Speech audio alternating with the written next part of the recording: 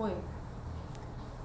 Você veja como aquilo que a gente tem enfatizado aqui no blog, né? A palavra, ela não pode ser lida fora do contexto, um pedacinho fora de contexto. Há um contexto, há uma linha de raciocínio, há uma linha que é para a gente entender de Gênesis a Apocalipse.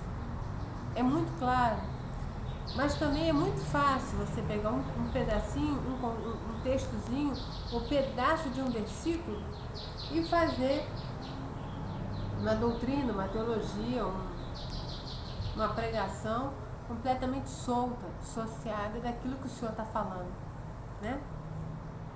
Porque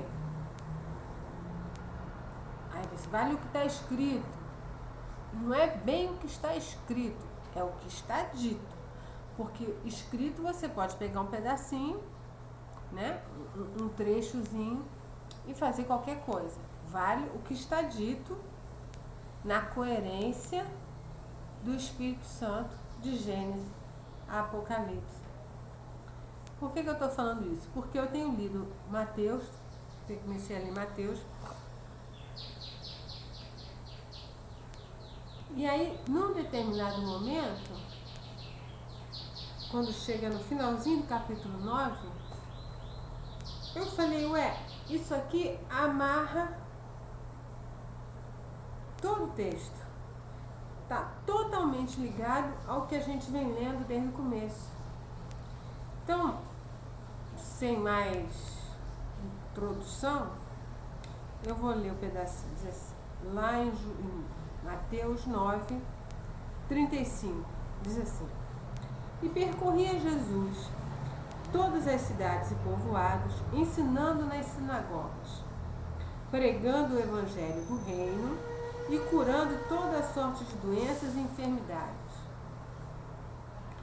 Vendo ele as multidões, compadeceu-se delas, porque estavam aflitas e exaustas, como ovelhas que não têm pastor.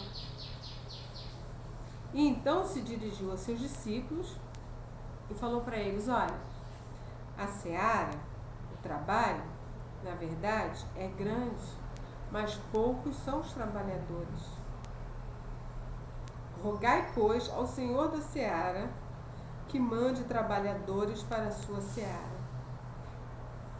Jesus percorria as cidades, pregando e anunciando o evangelho, a boa nova, a reconciliação de Deus por meio do homem com Deus por intermédio dele.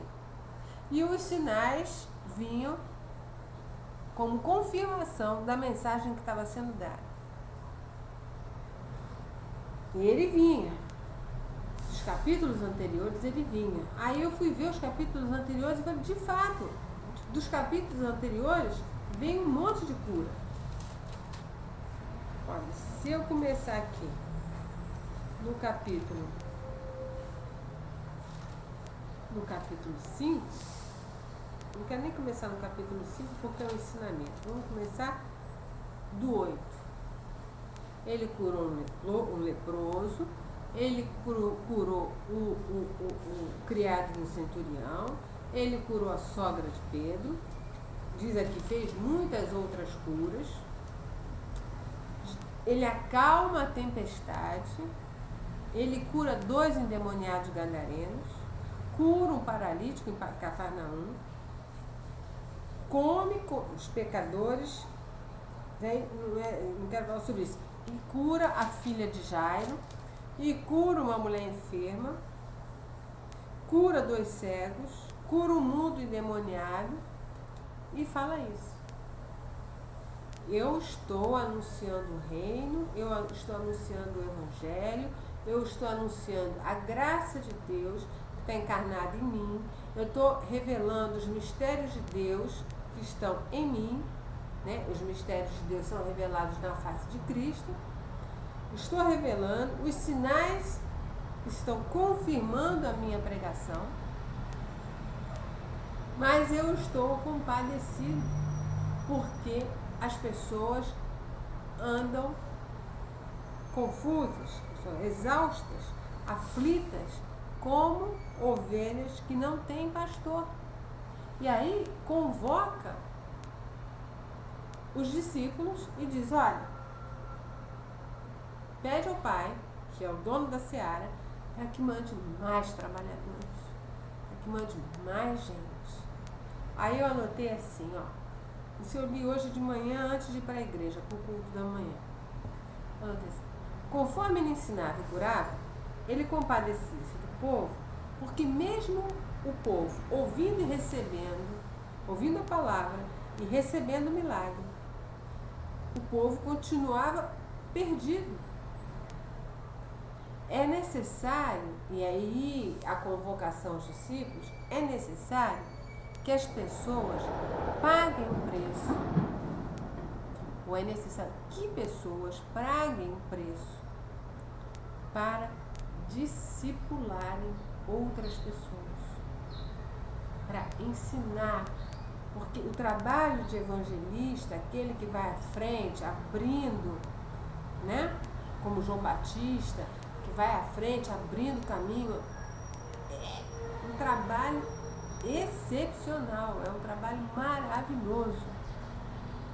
Mas o trabalho de ficar ali, cuidar da ovelha, tratar da ovelha, tirar carrapicho, limpar, fazer curativo, discipular, ensinar o caminho. E você só ensina o caminho caminhando junto, no dia a dia. Então, para você ver como é que isso é amarrado desde o começo. Aqui no capítulo 6, quando ele começa, no capítulo 5, no capítulo 8 que a gente leu, ele cura o leproso. Isso logo depois do Sermão do Monte. Eu vou voltar ao Sermão do Monte. Eu estou indo e vindo, indo e vindo. Né? Então, no capítulo 8, ele cura, muitas curas. Aí no meio disso tudo ele diz: olha, acontece o seguinte episódio. Vendo Jesus muita gente ao seu redor, ordenou que passassem para outra margem. Então, aproximando-se dele, um escriba disse-lhe: mestre, seguir-te-ei para onde quer que fores. Mas Jesus lhe respondeu: as raposas têm seus covis e as aves do céu ninhos, mas o Filho do Homem não tem onde reclinar a cabeça. E outro dos discípulos lhe disse: Senhor, permite-me ir primeiro sepultar meu pai. Replicou-lhe Jesus: segue-me e deixe os mortos o sepultar os seus mortos. Aí, o que eu entendo daqui que quero partilhar com você? Jesus vinha curando, ele vinha ensinando o Evangelho. As curas eram sinais que confirmavam a sua palavra, a sua pregação. Aí acontece esses dois encontros aqui. Acontece essa conversa com o escriba e essa conversa com esse outro discípulo. Discípulo, aprendiz. O escriba chamou ele de mestre. Então, estava se aproximando. Jesus aqui, ele coloca os termos para segui-lo. Tanto que o primeiro diz: seguir-te onde fores. Ele coloca os termos. Eu escrevi assim: Jesus coloca os termos para segui-lo. O crente,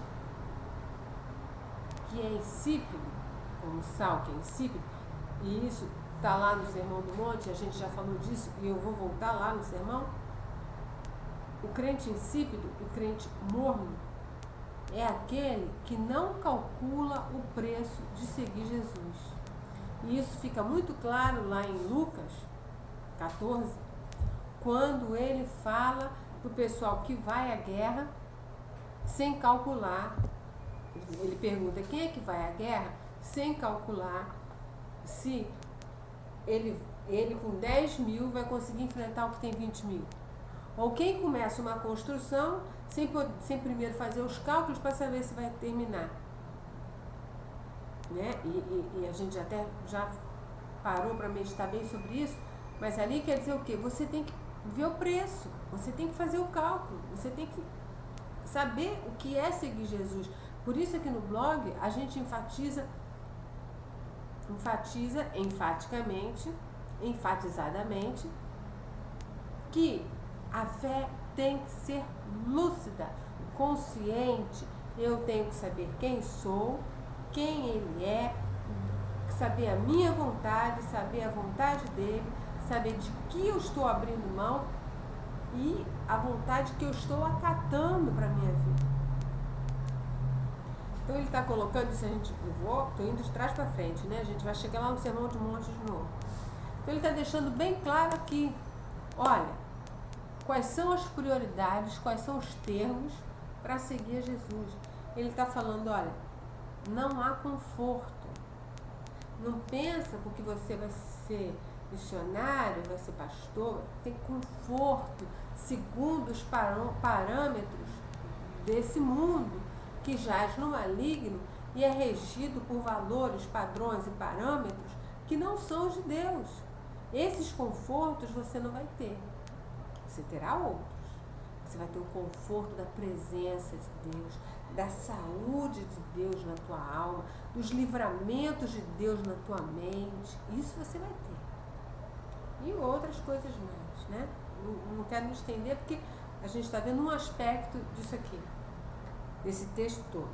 O outro diálogo que ele teve, que foi com um discípulo, deixa primeiro eu sepultar meu pai, ele está dizendo, olha, a prioridade, por isso que eu falei, os termos para segui-lo, por isso que eu coloquei, tem que calcular o preço, não começa, não faz voto de tolo. O que é? Qual é o conforto que te interessa? É o conforto dessa carninha aqui? Então nem começa a brincadeira. Você quer o conforto desse mundo? Os prazeres desse mundo? Os poderes desse mundo? Nem entra na brincadeira. E para o outro, ele, conforme a preocupação de cada um, para o outro ele diz, olha, deixa os mortos enterrarem seus mortos. Vem e segue. O que ele está falando? Não era lícito o rapaz ir lá enterrar o pai? Não era lícito o rapaz ir lá enterrar o pai, se despedir da família? Era. Mas o que Jesus está dizendo é, quando você entrar, que todos os dois se aproximaram dele, dizendo que queriam segui-lo. Ele está dizendo, olha, mede aqui, calcula o preço desse caminho. Não tem outra prioridade. Não há nenhuma outra prioridade. Nada que esteja à frente, ou que se interponha, ou que deixe de lado, ou que dê um tempo na vontade de Deus, no propósito de Deus, no chamado de Deus. Deus falou, vai, vai. Não, eu vou, mas eu vou primeiro. Não tem primeiro. Primeiro é ele, segundo é ele, terceiro é ele, e daí pra frente é ele também. Você entende? Então por isso ele está dizendo. Então ele vinha pregando, como a gente leu lá no capítulo 9, ele vinha pregando o evangelho, falando da reconciliação do homem com Deus através dele, que é o caminho, a verdade e a vida. Ele vinha falando das boas novas, ele vinha falando, revelando o caráter de Deus, porque o caráter de Deus está revelado nele. Os sinais o seguiam, os sinais confirmavam a palavra. E aí no meio tem esse diálogo, que as pessoas ficam encantadas. Puxa! Mas ele, olha, mede primeiro, antes de você fazer um voto, de dizer vou construir e sem calcular, eu vou à guerra sem calcular. Desculpa, olha, não tem conforto. Que para um a prioridade era o conforto. Ele está dizendo, olha, não tem conforto, segundo esses parâmetros aqui. E para o outro ele diz, a prioridade é Deus. É a vontade do Pai. Não tem outra. Então nessa primeiro. Porque não diz nem que eles desistiram, nem que eles continuaram. né? Porque eu acho que não é o importante aqui do que está escrito. O importante aqui é deixar pra gente a reflexão de que a gente tem que medir. E eu vou deixar aqui um parêntese nessa, mas saiba o seguinte: não há nada melhor, não há nada que supere, não há nada que então se não tem conforto, então se eu não vou poder. Isso não existe. Isso só existe enquanto essa carne aqui é uma luta. Enquanto a gente não nascer de novo, como diz uma conversa dele lá com Nicodemos.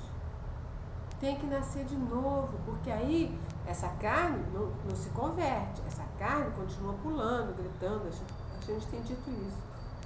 Mas a prioridade, o que prevalece é o Espírito Santo, porque a gente se abre, a gente se rende, a gente se submete a essa comunhão. E cada vez mais o nosso prazer, o nosso conforto, o nosso entendimento é mudado, é transformado. O nosso prazer é Ele, o nosso conforto é Ele. Então o resto... Mas ainda assim ele está alertando aqui a garotada, pensa primeiro antes de fazer voto de tolo. Não faz esse voto na carne, vovô, né? Assim, tipo, bem adolescente, vamos. Não é assim. As coisas com Deus tem que ser lúcidas, tem que ser claras. Aí depois ele acalma a tempestade. Ele cura os endemoniados, ele vem curando e tal. E depois ele come com os pecadores e é questionado sobre o jejum. No meio disso. O importante é que ele estava caminhando, anunciando a graça e manifestando os sinais que confirmam a palavra. Aí é questionado: os teus discípulos não jejuam? Ele diz: olha, enquanto eu estiver aqui, eles não precisam jejuar. Vai chegar o tempo que eles vão precisar jejuar. Eles vão precisar dessa... Mas o que eu quero destacar não é nem essa questão de jejum, é a questão que vem depois, que aparentemente está dissociada, porque é uma conversa meio de maluco, né? Tá falando de jejum, de repente o senhor vem falar de vestido, remendo um vestido e de vinho nos odres. De novo ele está dizendo: olha, tem que nascer de novo para receber de Deus, para poder partilhar. Para poder caminhar. A gente tem enfatizado: o Evangelho é poder de Deus para a salvação daquele que crê. E o Espírito Santo é a capacitação para aquele que crê poder caminhar nessa terra. Não dá, por isso a gente falou lá do crente morno, não dá para ficar lá e cá. Ou você nasceu de novo ou não nasceu de novo. Ou tem a unção do Espírito ou não tem. Não dá para caminhar, não dá para servir a dois senhores. Não dá para Deus derramar o vinho ou fazer um remendo uma coisa que vai rasgar, porque o velho homem não aguenta a revelação das coisas de Deus, as coisas espirituais.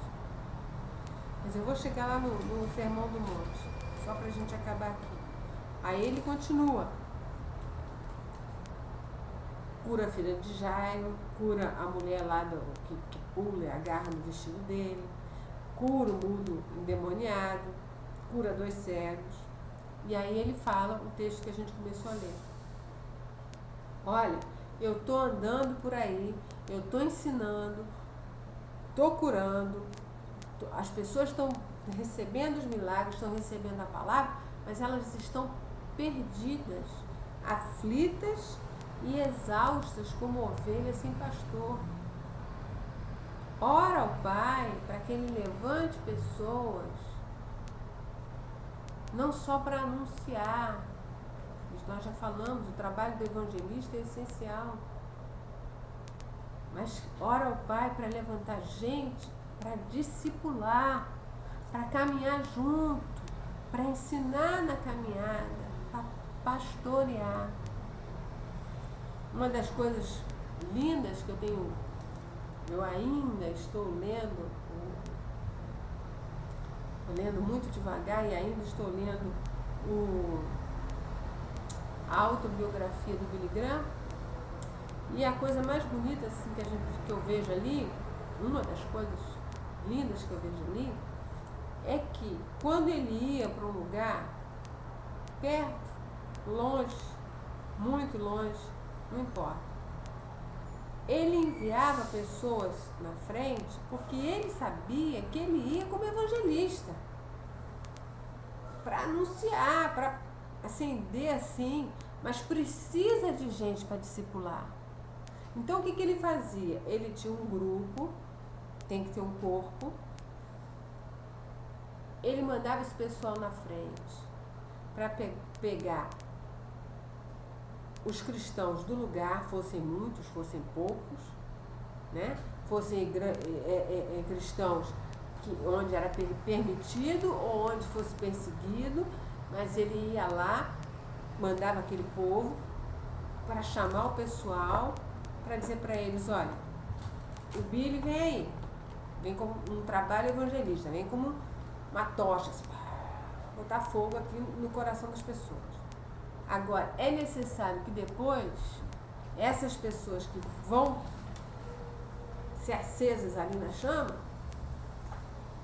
tenha alguém para caminhar junto, para ensinar, para discipular, para limpar, para fazer curativo, para pastorear.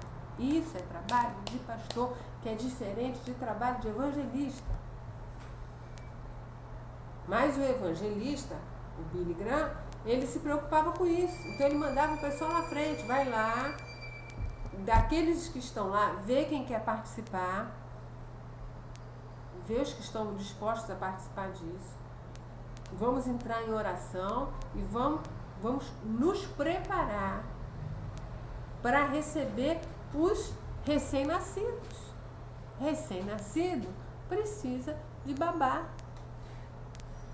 Recém-nascido precisa que você cuide dele. Se você não der leitinho, ele morre de fome. O ser humano, você tem que tratar, você tem que ensinar a caminhar, ensinar a falar. Não segundo o modelo daquela pessoa que está ali, mas segundo a palavra.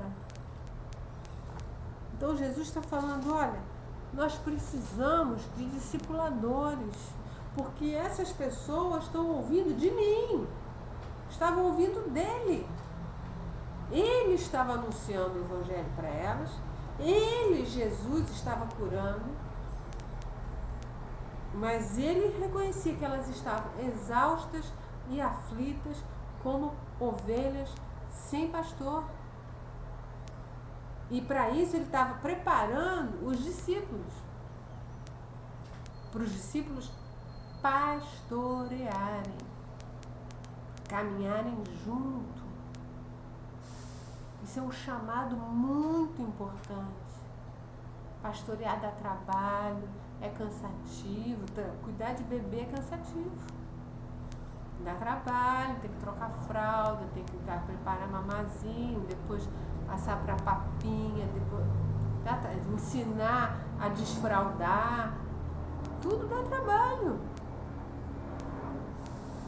Mas é para a glória de Deus. Jesus estava falando isso.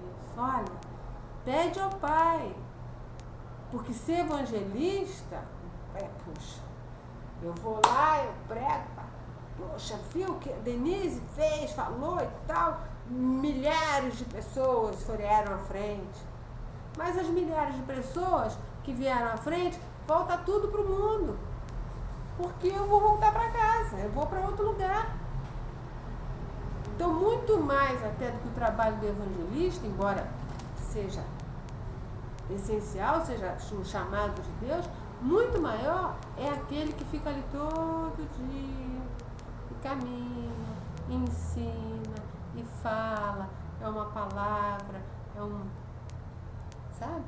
Jesus está falando, olha, roga ao Pai para que mande pastores, discipuladores, pessoa que ame, sabe? Que não gosta de ver as pessoas voltando para a lama, pessoas confusas, pessoas dispostas a pagar o preço. Lembra que a gente começou lendo lá o texto?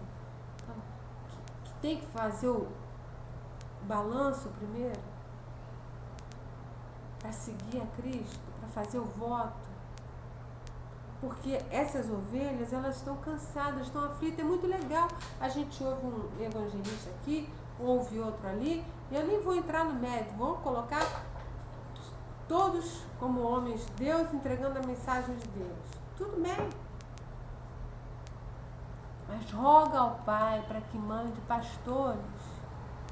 E vocês mesmos, porque quando ele fala depois com Pedro, ele diz, Pedro, quando tu te converteres, Pedro, quando tu te converteres, e Pedro já estava com ele, quando tu te converteres, cuida das minhas ovelhas, apacenta as minhas ovelhas, trata das ovelhas,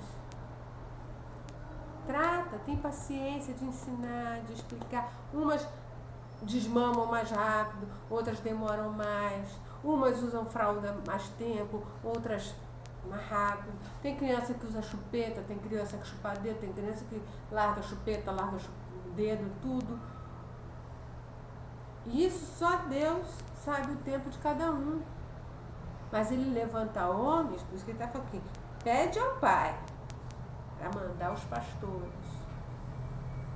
Pastores que se envolvam, que saibam, que cuide. Essa daqui, se você der só ela já se apruma. Tem criança que você tem que sentar, tem que falar, tem que desenhar, tem que explicar, e falar de novo, no dia seguinte repete. Tem criança que não, você fala uma vez, já pegou, tá legal, e não vai cair. O pastor, ele tem que ter essa paciência, senão não é pastor. É evangelista, é outra coisa. Tem outro chamado. O chamado de pastor. E é Jesus que está falando. Olha, são poucos e tem muito trabalho. Porque as ovelhas estão aflitas e exaustas. Estão aflitas e exaustas. E só porque eu disse que ia pegar o Sermão do Monte para completar, embora a gente já tenha falado, o Sermão do Monte é um ensinamento, é onde fica tudo amarradinho, né? Os ensinamentos de Jesus.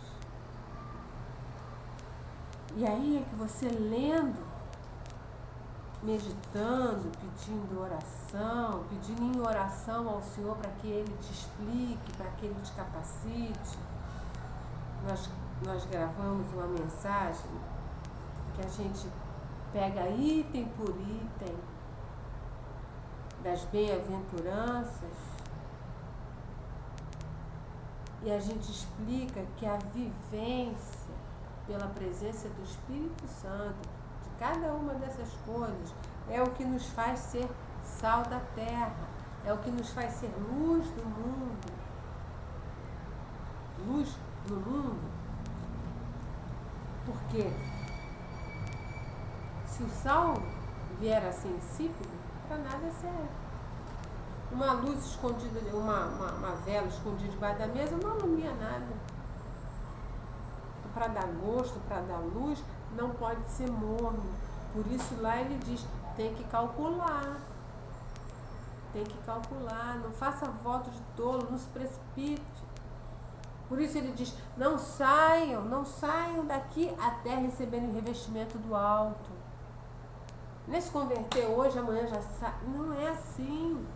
Ah, mas os tempos hoje não é assim. Os tempos hoje, os tempos ontem, os tempos amanhã, todos os tempos pertencem ao Senhor. Ele está dizendo, olha, fica até receber revestimento do alto. Não faz voto de tolo sem mensurar, sem fazer esse cálculo, avaliar. A gente viu lá em Lucas 14, na mensagem, quando a gente estudou isso aqui, que naquela passagem que diz assim, quem não aborrece pai, mãe, mulher, filhos, irmãos, né? Quem não tomar sua cruz, não vier após mim, não pode ser meu discípulo. Logo depois ele coloca, quem pretendendo construir uma torre, não calcula primeiro se vai dar. Quem é que para ir à guerra, não vê primeiro se tem condições de guerrear, senão tu vai e faz um tratado de paz. O melhor possível. Porque senão, diz ele aqui, senão o homem que começou a construir e não pôde acabar, ele, quer ver o versículo?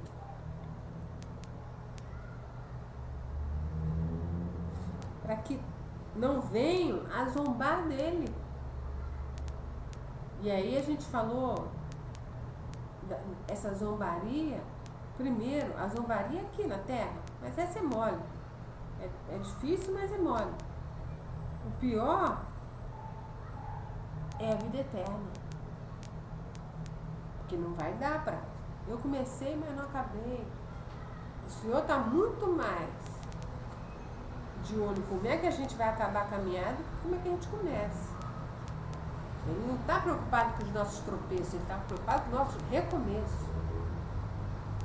As nossas posturas, nossas posições, nossas convicções, nossas permanências. A mesma coisa com aquele que vai para a guerra. Então a gente tem que calcular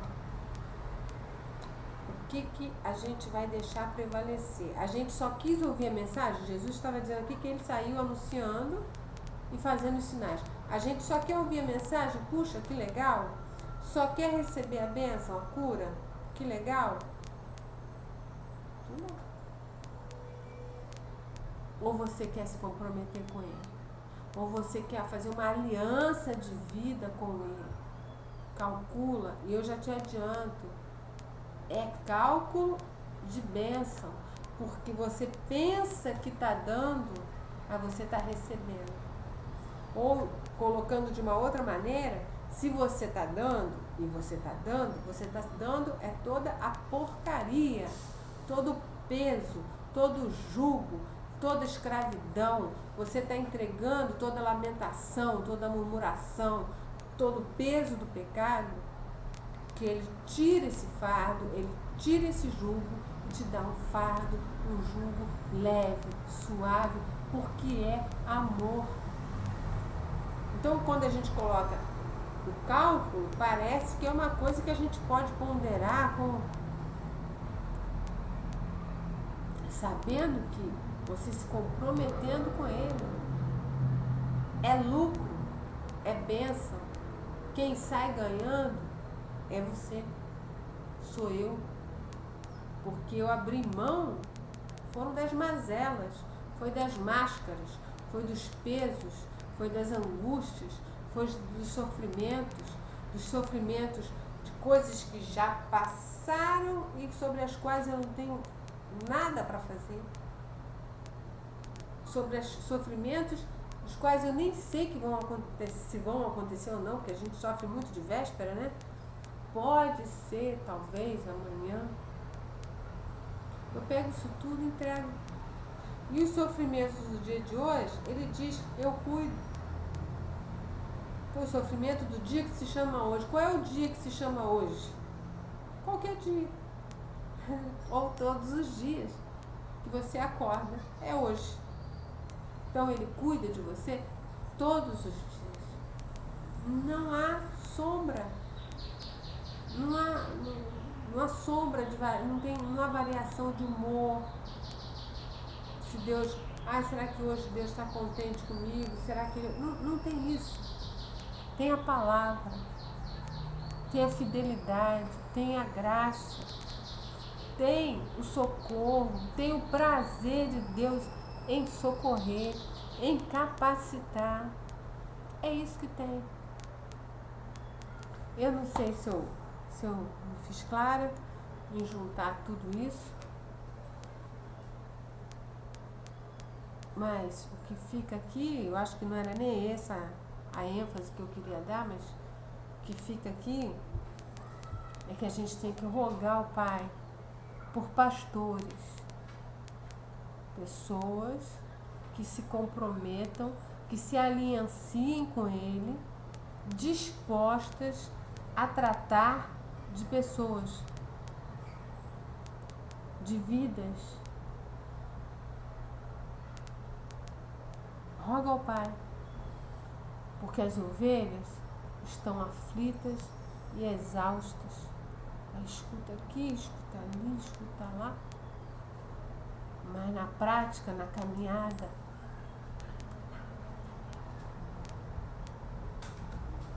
Jesus te abençoe e te guarde. Até uma próxima. E o mais, com toda certeza, o Senhor nos esclarecerá. Beijo grande. Tchau.